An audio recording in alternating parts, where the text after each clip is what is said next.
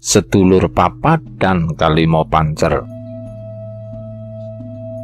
Secara umum istilah sedulur papat memang sudah banyak disebutkan orang, dan tentang itu kelihatannya tidak ada yang istimewa. Kelihatannya hanya pengetahuan atau kepercayaan biasa saja. Ada juga yang menganggap itu hanyalah kepercayaan tahayul saja. Tetapi yang tidak disadari orang adalah bahwa pengetahuan tentang sedulur papat dan pancer sebenarnya adalah pengetahuan gaib yang berdimensi tinggi. Tidak banyak orang yang sungguh-sungguh mampu melihat atau bertemu dengan sedulur papatnya sendiri, walaupun mereka sudah bisa melihat gaib atau bahkan sudah bertahun-tahun berpraktek sebagai paranormal. Lebih mudah melihat kuntilanak daripada melihat sedulur papat. Bahkan makhluk halus pun belum tentu bisa melihat roh sedulur papat manusia. Tetapi walaupun para makhluk halus tidak bisa melihat roh sedulur papat manusia, mereka masih bisa mendeteksi keberadaannya dari adanya rasa energi dari keberadaan sedulur papat. Sedulur papat termasuk salah satu jenis kegaiban berdimensi tinggi. Tidak banyak orang yang menguasai pengetahuannya dan keilmuannya dengan baik. Dan untuk bisa bertemu langsung dengan sedulur papat tidak mudah. Bahkan orang yang sudah puluhan tahun bisa melihat gaib pun belum tentu pernah melihat atau bertemu dengan sedulur papatnya. Kebanyakan orang bisa melihat gaib adalah karena ia dibantu oleh kodamnya, melihat gaibnya dengan bantuan kodam.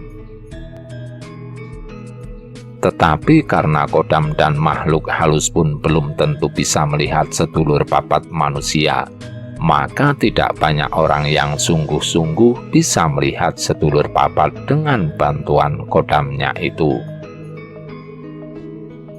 Karena itu lebih banyak orang yang bisanya hanya memunculkan pencitraan saja dan pengkultusan tentang sedulur papat, memunculkan banyak konsep, bahkan menciptakan amalan-amalan pengaktifan sedulur papat.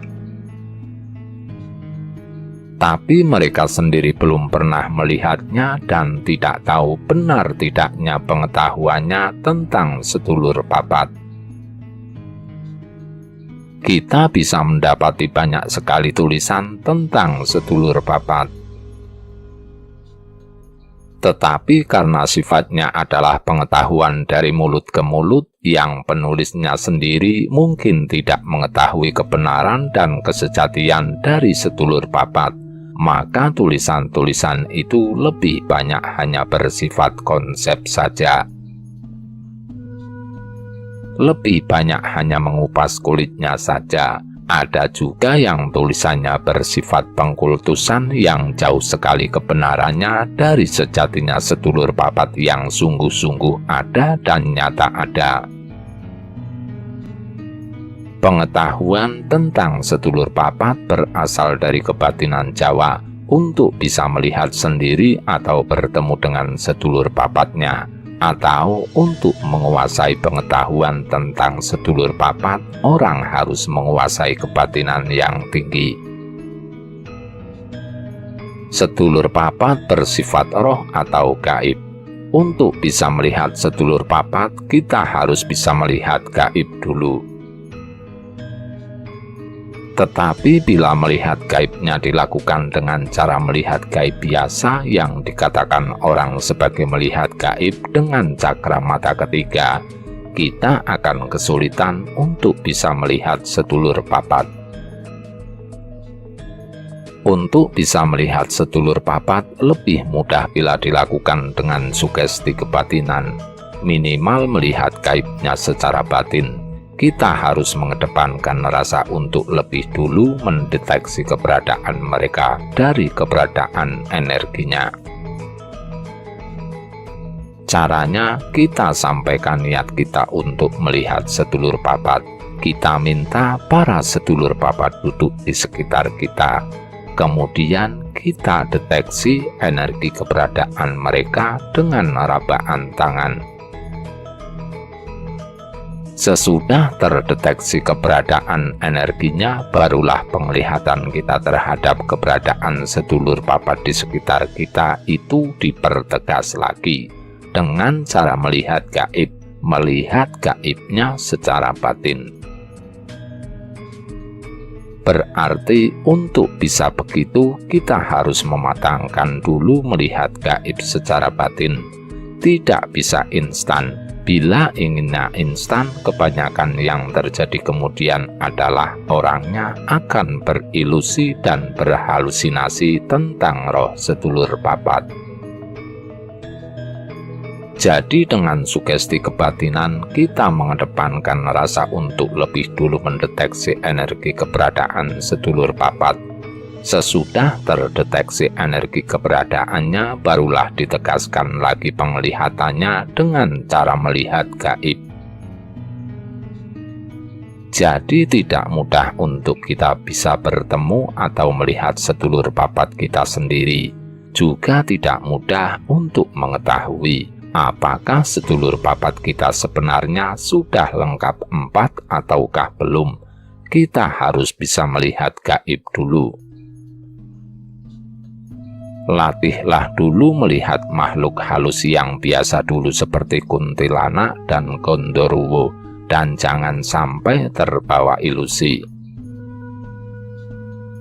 Tetapi masih diperlukan latihan yang panjang sampai kita menguasai kebatinan untuk kita bisa melihat sedulur papat. Bila hanya sekedar bisa melihat gaib saja, kita akan kesulitan untuk bisa melihat sedulur papat, karena dimensi fisiknya lebih halus daripada kuntilanak dan gondoruwo, bahkan masih lebih halus daripada dewa dan buto.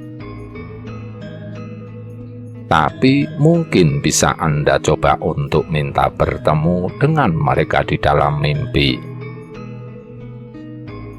Kita bisa mencari tahu jawaban dari pertanyaan-pertanyaan kita tentang sedulur papat dengan cara yang lebih mudah. Keakuratan kita menayuh itu akan lebih baik lagi kalau juga dilengkapi dengan deteksian gaib, minimal dengan rabaan tangan. Kalau kita ingin mempelajari dunia kebatinan dan spiritual, untuk awalnya sebaiknya dipelajari dulu isi dari olah rasa dan kebatinan. Itu adalah satu kesatuan kemampuan dasar yang sebaiknya bisa kita kuasai lebih dulu sebelum mempelajari keilmuan yang lain. Pengetahuan mengenai sedulur papat yang masih terpisah yang belum lengkap 4 akan dituliskan di dalam tulisan yang berjudul Sedulur Papat yang Terpisah, dan upaya kita untuk melengkapkannya silakan juga diikuti panduannya di dalam tulisan tersebut. Karakteristik roh pancer dan sedulur papat. Sejak zaman dulu, masyarakat dan spiritual Jawa meyakini bahwa setiap manusia mempunyai saudara-saudara halus yang mendampinginya. Mereka tidak kelihatan oleh mata biasa. Mereka tergolong sebagai roh-roh halus. Saudara-saudara halus ini banyak yang menyebutnya dengan istilah saudara kembar atau disebut juga roh sedulur papat. Konsep tersebut secara umum dipercaya dan dihayati oleh masyarakat Jawa. Dalam kehidupan sehari-harinya di masa sekarang pun banyak orang Jawa yang masih menjalankan laku prihatin dan tirakat tertentu untuk memelihara sedulur papat mereka. Hakikat dan sejatinya roh pancer dan sedulur papat adalah satu kesatuan roh atau sukma manusia. Manusia diciptakan dan dilahirkan tidak sendirian. Roh sedulur papat adalah yang diberikan kepada manusia sebagai pendampingnya. Roh sedulur papat mempunyai sebutan kakang kawah atau paling tua, adik ari-ari atau paling muda, getih atau darah dan pusar, sedangkan kita sendiri disebut pancer. Kita adalah pancer atau pusat, sedangkan roh sukma kita yang lain atau sedulur papat disebut sedulur pendamping kita. Artinya, para sedulur kita itu keberadaannya mengikuti atau mendampingi kita sebagai pancer. Para sedulur ini secara halus sosok dan wajahnya mirip dengan masing-masing orangnya yang bersangkutan. Kepercayaan terhadap sedulur papat ini, tata laku dan ritualnya dimulai ketika seorang ibu melahirkan bayi. Selain atas kelahiran anaknya itu dilakukan syukuran atau selamatan, terhadap ari-ari si jabang bayi juga dilakukan suatu perawatan. Ada tata cara dan ritual tersendiri untuk merawat dan menyimpan atau memakamkan ari-ari anak, yang selain dibacakan doa-doa, biasanya juga diberikan sesaji kembang, diberikan lampu penerangan selama 7 atau 40 hari di tempat ari-ari dimakamkan, dan dijaga supaya tidak diganggu hewan dan tidak langsung terkena hujan. Pada hari-hari berikutnya, biasanya sang orang tua akan tekun memelihara sedulur papat anak-anaknya dengan cara pada hari weton masing-masing anaknya atau sebulan sekali. Ia memberikan bubur merah putih atau jajan pasar untuk dimakan oleh anak-anaknya itu atau memberi kembang di makam ari-ari anak. Harapannya adalah supaya anak-anaknya itu terpelihara tubuh dan sukmanya, sehat secara kejiwaan, sehat tubuhnya, tidak mudah sakit-sakitan, dan tidak ada masalah dalam hidupnya. Setelah anak-anaknya beranjak dewasa, maka anak-anaknya itu sendiri yang harus memelihara sedulur papatnya sendiri, dengan cara rajin berpuasa weton setiap hari wetonnya atau hari kelahirannya sesuai kalender Jawa. Sampai sekarang dalam masyarakat Jawa masih ada kepercayaan dan tradisi yang dilestarikan untuk melakukan semacam ritual puasa dan doa dan memberi sesaji untuk sedulur papat, seperti ritual puasa wetonan. Dengan sesaji bubur merah putih atau jajan pasar, mandi kembang atau memberi kembang di makam ari-ari anak dan sebagainya. Tradisi ini baik sekali bila dilakukan, supaya sukma orang yang bersangkutan terpelihara, sehat secara kejiwaan, sehat tubuhnya, tidak mudah sakit-sakitan, dan supaya lancar segala urusan hidupnya. Bahkan ada juga orang yang secara khusus menyimpan ari-arinya yang sudah kering di dalam lemari atau di dalam dompetnya, dengan harapan sedulur papatnya aktif mendampinginya dan membantunya dalam kehidupannya sehari-hari. Kepercayaan dasar atas laku dan ritual di atas adalah pada adanya kepercayaan tentang roh sedulur papat yang selalu mendampingi manusia sejak manusia itu lahir. Karena itu, orang Jawa yang masih memelihara kepercayaan kejawen akan menghormati kepercayaan itu. Bahkan masih banyak yang tekun menjalankan tata laku dan ritual yang terkait dengan sedulur papat. Telah diuraikan di atas, sedulur papat kita itu mempunyai sebutan kakang kawah atau paling tua, adi ari-ari atau paling muda, getih atau darah dan pusar. Sedangkan kita sendiri disebut pancer. Kita adalah pancer, sedangkan sukma kita yang lain disebut sedulur pendamping kita. Artinya para sedulur kita itu keberadaannya mengikuti kita sebagai pancer. Pancer ini juga bersifat roh atau sukma. Sebagai penjelasan, manusia terdiri dari dua unsur pokok, yaitu tubuh biologis dan roh. Roh manusia terbagi menjadi dua, yaitu roh pancer dan roh sedulur papat. Roh sedulur papat mendampingi pancer karena adanya ikatan kuat di antara mereka. Tetapi mereka tidak sungguh-sungguh menyatu. Mereka terpisah kecuali setelah si manusia meninggal. Roh-roh itu menyatu menjadi arwah. Dalam kehidupan sehari-hari, roh manusia ada di dalam tubuh biologisnya. Roh itu menentukan ada tidaknya energi kehidupan di dalam tubuh manusia. Roh itu yang menentukan berfungsinya bagian-bagian tubuh manusia, organ-organ dan saraf dan otak atau pikiran manusia, menghidupkan saraf-saraf motorik, sehingga manusia bisa berjalan dan sebagainya. Roh menjadi penunjang kehidupan manusia.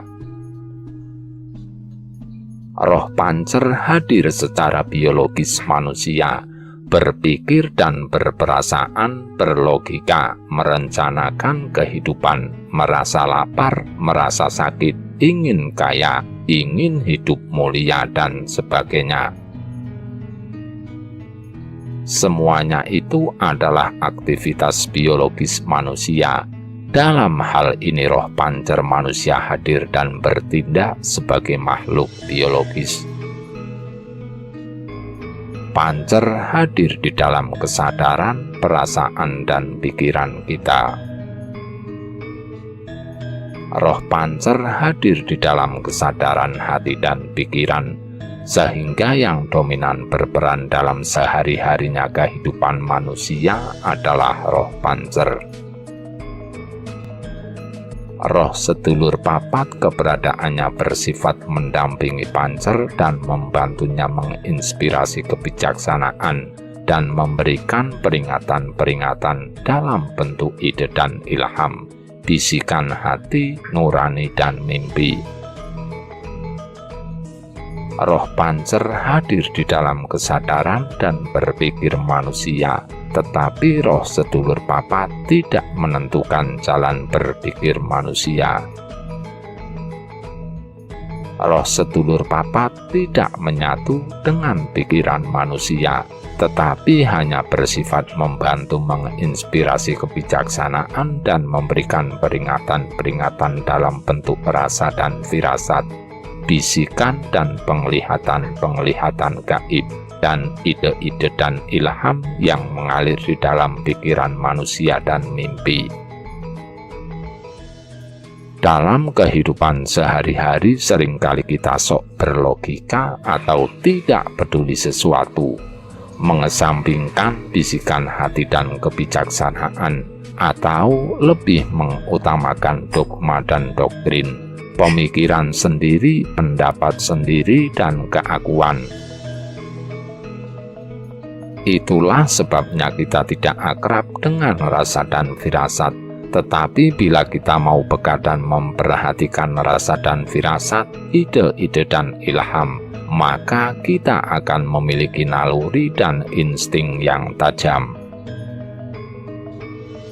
Dengan cara demikian kita sudah mengakrabkan diri dengan para sedulur papat dan sudah memperhatikan komunikasi yang mereka lakukan. Seseorang yang dalam hidupnya dominan mengutamakan sikap berpikirnya atau sok berlogika, menonjolkan kepandaiannya, mengutamakan pendapat sendiri dan keakuan atau dogma atau doktrin. atau tidak peduli situasi dan mengesampingkan bisikan hati dan kebijaksanaan, maka ia lebih mengutamakan aspek biologisnya, aspek manusia keduniawiannya, sehingga tidak peka terhadap sesuatu yang bersifat roh, tidak peka rasa dan firasat. Tetapi seseorang yang selalu peka batin memperhatikan rasa dan firasat, ia akan tajam nalurinya, dan mungkin juga mengerti tentang kegaiban alam, karena ia kental berhubungan dengan rohnya. Roh kita sebagai pancer sebenarnya juga bersifat roh, sehingga sebenarnya kita juga dapat mengetahui hal-hal yang bersifat roh dan bisa melihat roh-roh lain. Secara alami seharusnya kita bisa melihat roh-roh lain. Tetapi sehari-harinya roh pancer ini terbelenggu dalam kehidupan biologis manusia, terbelenggu dalam sikap berpikir duniawi manusia, sehingga manusia tidak peka lagi dengan hal-hal yang bersifat roh, apalagi atas hal-hal yang bersifat keilahian atau apalagi atas hal-hal yang bersifat ketuhanan atau hal-hal yang bersifat ilahi. Karena itu seringkali orang harus bisa membersihkan hati, pikiran, dan batinnya, harus bisa melepaskan belenggu keduniawiannya untuk bisa mendalami hal-hal yang bersifat roh dan ketuhanan. Kepekaan atas hal-hal yang bersifat roh lebih banyak dialami ketika manusia masih kanak-kanak, karena kanak-kanak belum aktif berpikirnya, lebih mengedepankan rasa dan perasaan. Tetapi seiring berjalannya waktu, dengan telah semakin aktifnya sikap berpikir duniawi manusia, kepekaan itu juga semakin lama semakin melemah. Bila kita dekat dengan para sedulur papat atau peduli atau memperhatikan, karena sifat keberadaan mereka adalah mendampingi kita sebagai pancer, mungkin kita juga akan bisa peka rasa mengenai keberadaan roh-roh lain, dan dapat peka rasa mengenai sesuatu kejadian sebelum kejadiannya terjadi, weruh sadurunge winarah, melalui pemberitahuan dari para sedulur papat sebelumnya. Pemberitahuan atau peringatan dari para sedulur papat ini bisa berupa suatu kejadian berlambang, rasa, firasat, mimpi, wangsit atau penglihatan atau bisikan gaib, ide-ide dan ilham dan sebagainya. Diperlukan kepekaan rasa dan batin untuk dapat menangkap sinyal komunikasi dari para sedulur papat dan untuk bisa mengetahui maksud dan artinya. Dalam kehidupan sehari-hari manusia, roh sedulur papat aktif hadir di dalam perenungan-perenungan dan dalam pencarian ide dan ilham. Roh sedulur papat aktif memberikan ide-ide pemikiran, nasihat-nasihat dan ajaran yang bersifat keduniawian berupa ide-ide dan ilham, yang mengarahkan seseorang menjadi memiliki kecerdasan batin di dalam perbuatan-perbuatannya. Kaya dengan ide dan ilham, bisa menemukan jawaban-jawaban dari permasalahannya atau feeling atau intuisinya tajam, dan tidak akan menemukan jalan buntu dalam setiap permasalahan. Dalam hal ini, para sedulur papat berperan sebagai pendamping kehidupan duniawi manusia. Roh sedulur papat aktif hadir di dalam perenungan-perenungan kerohanian dan spiritual, memberikan ide-ide pemikiran, nasihat-nasihat dan ajaran yang bersifat kerohanian maupun spiritual, yang mengarahkan seseorang menjadi memiliki hikmat kebijaksanaan, kesepuhan di dalam dirinya. Dalam hal ini para sedulur papat berperan sebagai penasehat spiritual yang pada tingkatan yang tinggi akan menjadi guru sejati, mengantarkan seseorang menjadi waskita, mengerti kebijaksanaan hidup dan mungkin juga weruh sadurunge winarah. Dalam hal kita akan menghadapi suatu kesulitan ataupun musibah, para sedulur papat ini akan memberikan peringatan sebelumnya dalam bentuk bisikan hati nurani atau mimpi. Apapun yang dilakukan oleh si manusia pancer, roh sedulur papat ini akan selalu memberikan peringatan, menjauhkan manusia dari kesulitan dan mara bahaya. Dan ketika si manusia melakukan atau akan melakukan suatu perbuatan yang tidak baik atau yang akan mengakibatkan kesulitan, roh sedulur papatnya akan memberinya peringatan yang mengarahkannya untuk selalu berbuat baik dan menjauhkan manusia dari perbuatan yang mengarah pada kesulitan atau musibah. Dalam hal ini, kebatinan Jawa memandang keberadaan para roh sedulur papat itu sebagai teman seperjalanan kita, sekaligus menjadi pamomong atau pembimbing yang mengarahkan perilaku dan perbuatan si manusia supaya selalu baik dan tidak mengarah pada kesulitan atau musibah. Sebaiknya kita semua mengenal dan mengakrabkan diri dengan para saudara kembar kita. Mereka itu selalu membantu kita, disadari ataupun tidak, apabila kita selalu berbuat baik dan berhati lurus. Perlu diketahui bahwa para saudara halus tersebut merasa senang bila kita percaya akan keberadaan mereka, terlebih lagi bila kita memperhatikan mereka. Kalau mereka merasa diperhatikan, tentu mereka akan lebih dekat dan senang membantu. Hubungan akrab dengan semua saudara halus bisa dilakukan dengan sering melakukan komunikasi dan memperhatikan rasa dan firasat, ide-ide dan ilham. Seperti juga dalam pergaulan antar manusia, kalau sering terjadi komunikasi dan saling memperhatikan, tentulah hubungannya menjadi lebih dekat dan akrab. Seandainya kita tidak mempedulikan komunikasi mereka, apalagi kita menganggap cerita tentang saudara papat ini hanya tahayul dan mitos saja, maka mereka juga akan merasa bahwa keberadaan mereka tidak diperhatikan dan tidak diperlukan. Mereka akan tidak antusias mendampingi dan membantu kita. Maka janganlah kesal kalau pada saat kita mengalami kesulitan, apes, nasib jelek, dan sebagainya, kita tidak mendapatkan peringatan atau tanda-tanda sebelumnya.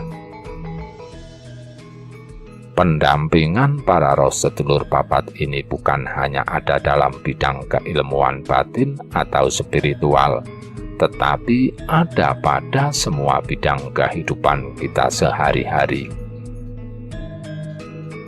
Kita sendiri juga dapat merasakan adanya ajaran-ajaran berupa ilham dan ide-ide yang mengalir di dalam pikiran kita dalam segala bidang kehidupan kita. Begitu juga manusia yang hidup di negara maju, mereka yang menjadi penemu, peneliti, atau pengembang suatu teori ilmiah, ilmu pengetahuan, ataupun peralatan modern dan canggih. Mereka tidak semata-mata mendasarkan diri pada kecerdasan otak mereka, tetapi terutama mendasarkan diri pada kecerdasan mereka untuk mendayagunakan mengalirnya ide dan ilham di dalam pikiran mereka, sebagai sumber inspirasi untuk ditindaklanjuti. Mereka tidak mempunyai pemahaman tentang roh sedulur papat, tetapi mereka sudah mengimplementasikan kecerdasan batin mereka sebagai guru sejati dalam kehidupan mereka sehari-hari. Ketika masih dalam kondisi awam, roh para sedulur papat akan bersama-sama dengan kita dalam proses belajar. Mereka juga ikut belajar. Dalam tahapan ini dipahami mereka adalah kawan seperjalanan kita. Tetapi perkembangan belajar mereka jauh lebih cepat daripada kita, karena secara roh mereka bisa mengetahui hal-hal yang secara fisik biologis tidak kita ketahui, dan dapat kemudian memberitahukan pengetahuan mereka kepada kita dalam bentuk ide-ide dan ilham atau penglihatan gaib yang mengalir dalam pikiran kita.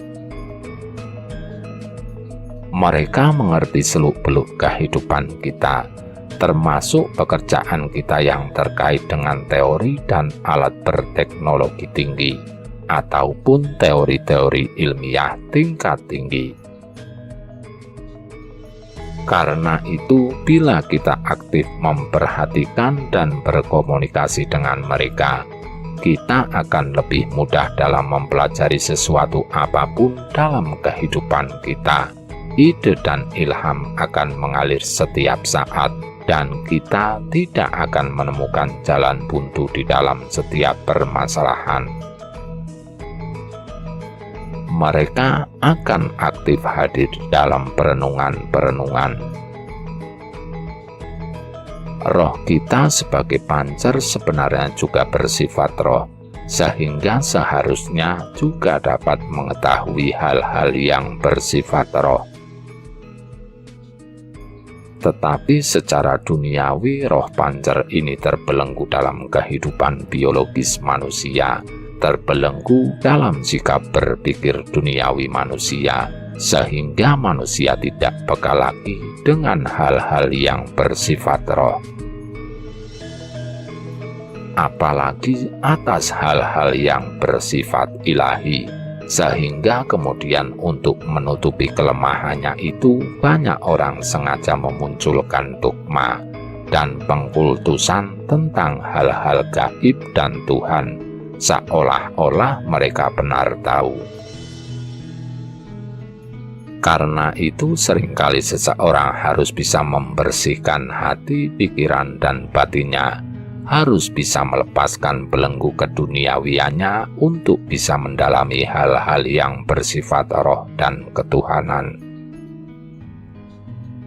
Jika kita bisa membersihkan hati, pikiran, dan batinnya, maka dalam hal-hal yang bersifat roh dan ketuhanan, yang kemudian muncul adalah sifat-sifat keakuan, sok suci, sok beriman, sok tahu, sok benar, dan akan mudah sekali terpancing rasa sentimen dan ego keakuannya. Di dalam proses pencarian spiritual, roh sedulur papat akan berinteraksi dengan roh-roh lain dan dengan roh-roh para leluhurnya, bersama-sama menjadi guru sejati yang berperan mendatangkan atau mengajarkan ilmu dan pengetahuan kepadanya. Walaupun orang yang bersangkutan seringkali tidak mengetahui siapa sajakah pribadi-pribadi yang sudah menjadi guru sejatinya.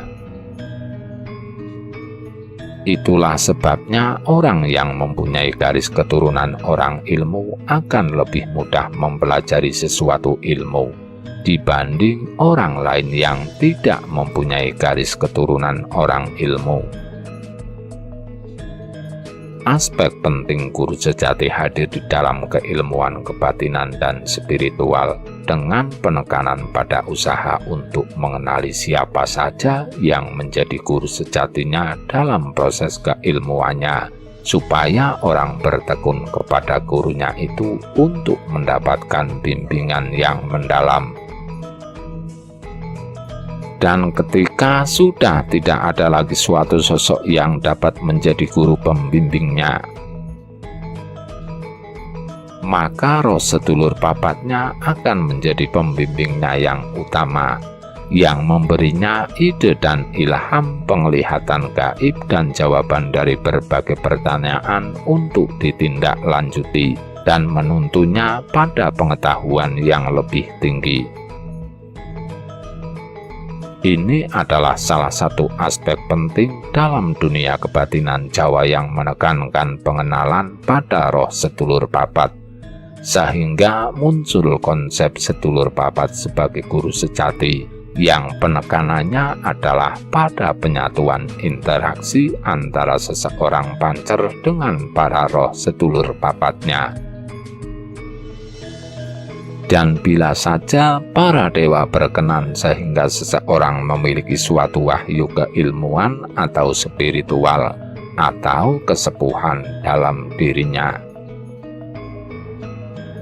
maka keberadaan wahyu itu akan melipat gandakan kemampuan orang tersebut dalam mempelajari pengetahuan yang berdimensi tinggi, termasuk pengetahuan yang bersifat teknologi modern. Dalam proses belajar, banyak pihak yang menjadi guru sejati kita, terutama adalah pihak-pihak yang nyata-nyata sudah mengajar kita, yang sudah menjadikan kita menguasai suatu ilmu atau pengetahuan. Konteks sedulur papat sebagai guru sejati kita muncul ketika tidak ada lagi pihak yang menuntun dan memberi kita ajaran, sehingga kita harus mempelajarinya sendiri. Dalam kondisi ini, kita mempelajari segala sesuatunya sendiri, mengandalkan kecerdasan pikiran dan kecerdasan batin kita sendiri. Dalam kondisi ini, interaksi dengan sedulur papat akan lebih intensif berupa mengalirnya ide dan ilham, sebagai inspirasi untuk ditindaklanjuti, walaupun kita sendiri tidak menyadari bahwa ide dan ilham itu berasal dari para roh sedulur papat. Tidak selamanya dalam semua hal yang kita tekuni, kita akan menemukan suatu sosok yang dapat mengajar dan membimbing kita. Aspek roh sedulur papat menjadi penting, karena mereka selalu ada bersama kita, dan apapun kebaikan dan kekuatan yang dimiliki oleh sedulur papat kita itu, efeknya akan selalu berimbas kepada kita. Menjadi kebaikan dan kekuatan kita juga, karena mereka adalah bagian dari kita sendiri. Kekuatan mereka dan keyakinan kita pada kebersamaan mereka akan mewujudkan suatu kekuatan batin dan kegaiban tersendiri yang akan berguna dalam melandasi keberhasilan perbuatan-perbuatan dalam kehidupan kita sehari-hari.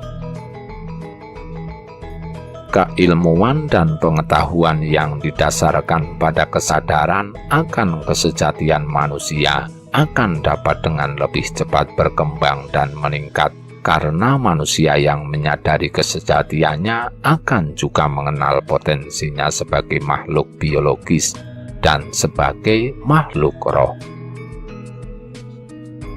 Pengetahuan yang tidak diketahui secara fisik biologis manusia akan dapat diketahui secara roh, dan apa yang sudah diketahui secara roh akan menunjang pengetahuan duniawi manusia. Di bawah ini ada beberapa ajaran bila kita ingin menyampaikan sesuatu kepada mereka, para roh sedulur papat, beberapa contoh cara dan doa atau amalan untuk komunikasi dan mendekatkan diri kepada mereka. Misalnya, kita akan melakukan sesuatu yang sifatnya penting bagi kita. Kita dapat berkata kepada mereka, mengucap dalam hati kepada mereka, seolah-olah mereka ada di sekitar kita. Contoh marmati kakang kawah adi ari-ari. Sebutkan nama Anda kadangku kang lahir bareng sedina lan kadangku kang lahir bareng sewengi. Sang Raja Bardah ingsun arsa. Sebutkan apa yang akan Anda lakukan. Ewang-ewangono ingsun. Contoh 2 atau umum. Saudara-saudara kembarku semua, bantulah saya dalam bekerja, sehingga pekerjaan saya lancar dan benar. Kalau ada kesalahan, tolong beritahu saya.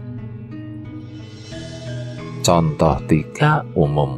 Saudara-saudara kembarku semua, bantulah saya. Niat saya akan pergi keluar kota. Bantulah saya supaya tidak ada kecelakaan, kejahatan, atau gangguan apapun di jalan. Contoh 4 umum. Saudara-saudara kembarku semua, bantulah saya. Anak saya sedang sakit. Bantulah saya, tunjukkan kepada saya di dalam mimpi obat atau cara untuk menyembuhkan anak saya. Sebenarnya yang namanya sedulur papat itu selalu menyatukan diri dengan pancernya.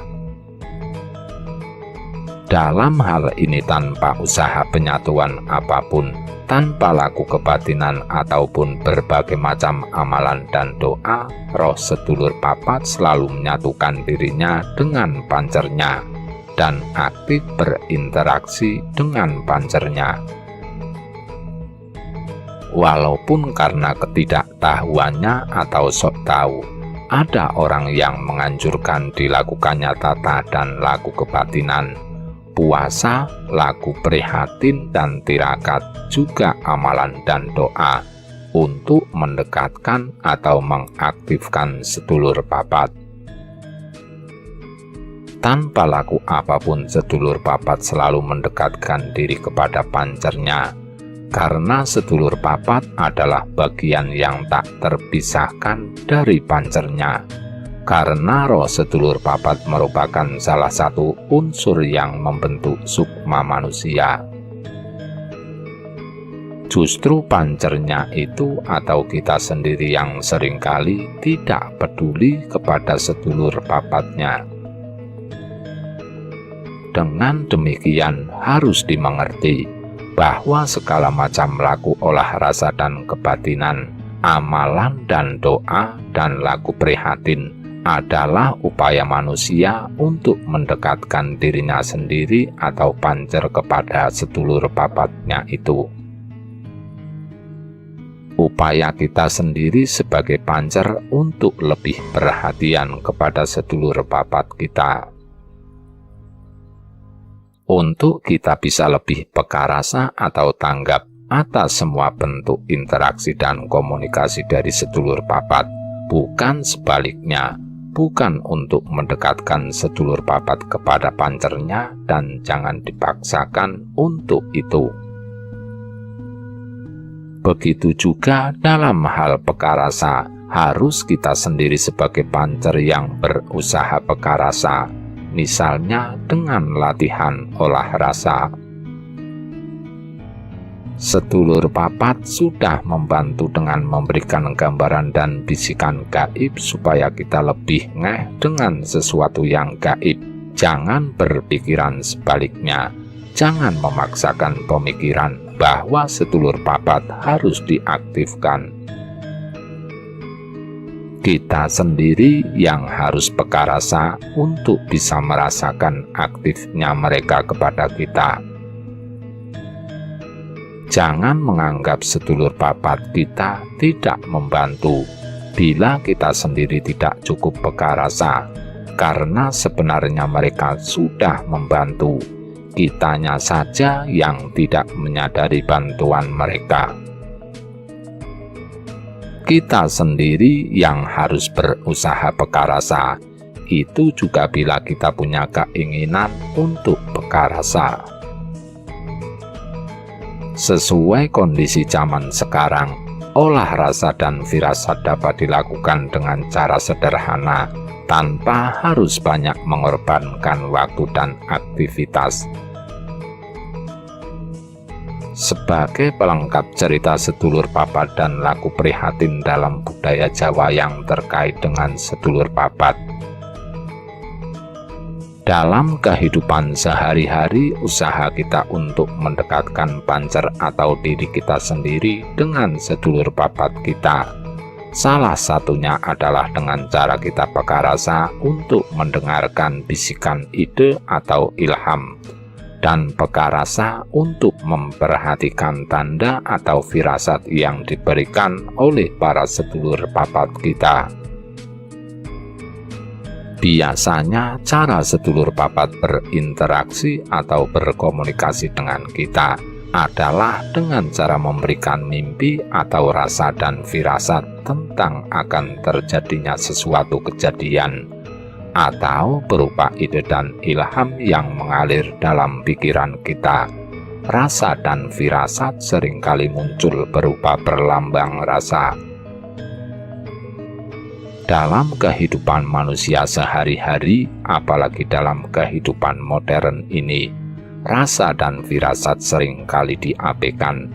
Namun, bila orang memperhatikan rasa dan firasatnya, ia sendiri yang akan mendapatkan manfaatnya. Misalnya, seseorang yang akan bepergian keluar kota, karena merasa tidak enak hati, kemudian ia membatalkan keberangkatannya. Ternyata kemudian ia mendapat berita bahwa kendaraan yang seharusnya ditumpanginya mengalami kecelakaan. Untunglah dia tidak jadi berangkat. Apakah ini kebetulan saja? Mungkin kita tidak akan terburu-buru berangkat kerja, walaupun sudah terlambat atau kesiangan. Seandainya saja sebelumnya kita tahu atau dapat merasakan bahwa pada hari itu ada anggota keluarga kita yang akan mengalami musibah. Seringkali rasa dan firasat ini dianggap tahayul dan klinik. Karena itu kita harus bisa membedakan sesuatu rasa. Apakah itu hanya rasa biasa saja ataukah itu adalah rasa yang merupakan suatu pertanda tentang sesuatu kejadian yang akan terjadi. Belajarlah peka terhadap bisikan-bisikan nurani, firasat dan sebagainya. Jangan mengabaikan bisikan hati dan firasat, tetapi juga jangan mengada-ada, jangan melebih-lebihkan, jangan berilusi. Mengenai pengapesan apes atau sial, semua orang mengalaminya, bentuk kejadiannya saja yang tidak sama. Sebaiknya kita peka rasa untuk bisa tanggap firasat, sehingga bila ada suatu kejadian yang tidak mengenakan, kita sudah lebih dulu mendapatkan pemberitahuan atau tanda, sehingga kita bisa menghindarinya dan bisa mengambil suatu tindakan untuk meminimalisir risiko negatifnya. Ada juga sisi manfaat lain jika kita peka rasa. Misalnya, sudah umum sebenarnya, walaupun sering diabaikan atau dianggap tahayul, tapi sebenarnya sudah sering sekali terjadi di kehidupan manusia dimanapun di dunia, yaitu kasus orang kesambet, ketempelan, atau ketempatan makhluk halus. Pengaruh negatifnya bisa berdampak pada kesehatan, psikologis dan pikiran atau psikis. Bisa juga berpengaruh negatif terhadap jalan hidup, kerezekian, dan rumah tangga. Bila kasus ini sudah menyebabkan kita atau anggota keluarga kita sakit, baik pegal-pegal, pusing, sakit organ dalam, atau bahkan tumor dan kanker, Umumnya kita hanya mengupayakan pengobatannya secara medis saja ke dokter atau minum obat saja. Tapi kesembuhannya hanya sementara saja, nantinya akan muncul lagi. Apalagi bila penyakitnya parah yang bahkan bisa berujung kematian. Sakit penyakit yang sumbernya karena gaib tidak semuanya bisa ditangani oleh medis, menambah panjang antrian pasien di rumah sakit, tetapi tidak semuanya bisa tuntas disembuhkan secara medis. Tapi kalau kita peka rasa, mungkin kita akan bisa membedakan sakit penyakit yang asli medis dengan yang asalnya adalah pengaruh gaib. Sehingga yang sakitnya asli medis kita akan mengobatinya secara medis. Dan yang asalnya dari pengaruh gaib kita akan menambahkan penyembuhannya dengan cara-cara kegaiban atau dengan pembersihan gaib. Dengan demikian kita menjadi lebih tahu bagaimana harus bersikap jika ada sesuatu yang negatif menimpa diri kita atau keluarga kita.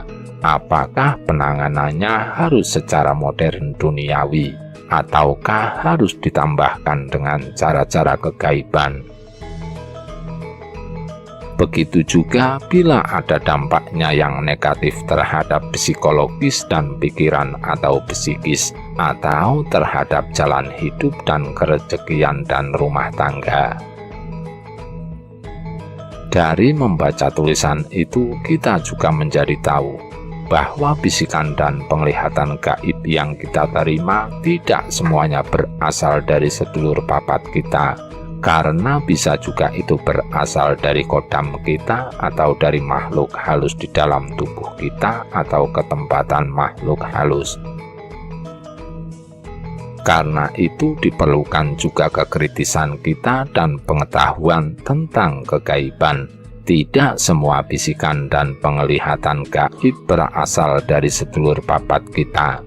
Karena itu bisa juga berasal dari adanya pribadi lain di dalam diri kita.